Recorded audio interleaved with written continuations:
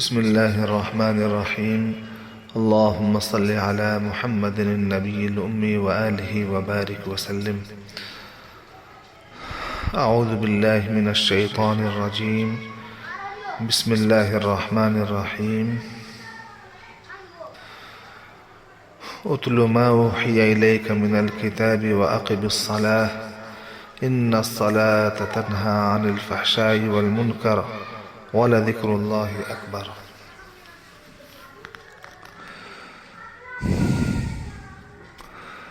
آج کی گفتگو کا موضوع ہے چین اور سکون صرف نماز ہی سے مل سکتی ہے.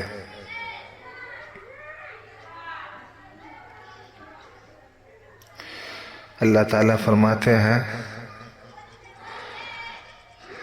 کہ کتاب اللہ کو پڑھو اور نماز کو صحیح طریقے سے پڑھو. بلا شبہ نماز بے حیائیوں اور بری باتوں سے روک دیتی ہے.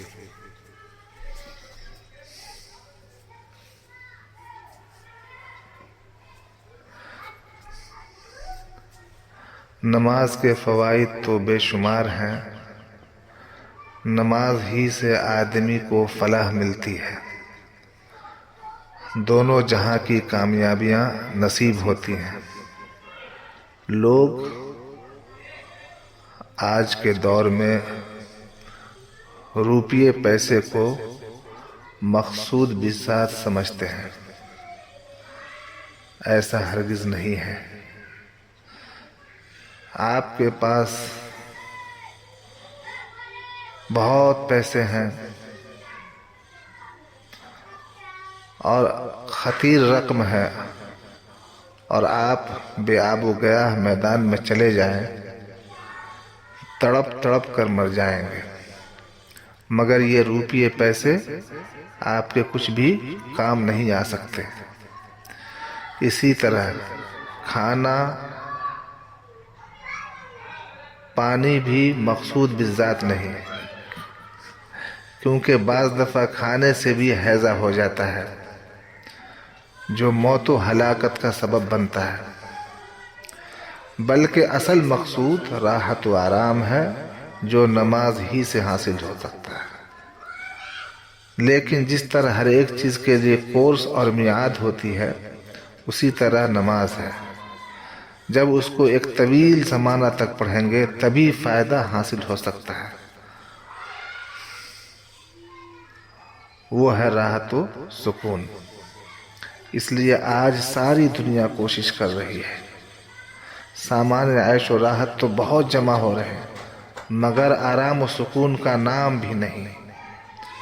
بہت سے احمقوں نے سامان عیش و آرام کو راحت و سکون سمجھ لیا ہے. حالانکہ تجربہ کر کے دیکھ لو، سکون و آرام صرف انہی حضرات کو حاصل ہے جن کی زندگیوں میں دین ہے. بغیر دین کے سکون نہیں ہے. اللہ تعالیٰ نے فرمایا ان الصلاۃ تنہی عن الفحشاء والمنکر. بلا شبہ نماز بے حیائی اور نامعقول کاموں سے روکتی ہے. تجربہ اور مشاہدہ ہے کہ جو آدمی نماز کا پابند ہوتا ہے وہ بے نمازی کے مقابلے میں گناہوں کا مرتکب کم ہوتا ہے. اگر تمام ارکان و شرائط کے ساتھ واجبات و سنن و مستحبات اور آداب کا لحاظ کرتے ہوئے نماز پڑھے تو صغائر یا کبائر گناہوں سے بہت حد تک بچ سکتا ہے. اس لیے مفسرین نے یہ بھی بیان کیا ہے کہ اگر نماز گناہوں سے نہ روکے تو وہ نماز ہی کیا ہے. یعنی اس طرح نماز پڑھنی چاہیے کہ اس کو بے حیائی اور برے کاموں سے روک دے.